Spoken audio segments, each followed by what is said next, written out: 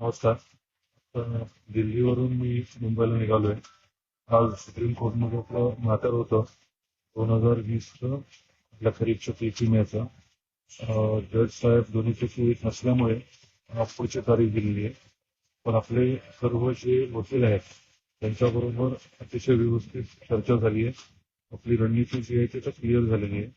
जे काही प्रश्न किंवा मुद्दे किंवा थोडासा गोंधळ घालून संभ्रम निर्माण करण्याचा जो प्रयत्न झाला होता विमा कंपनीकडून, ते स्पष्ट बऱ्यापैकी झालेले आहे आता.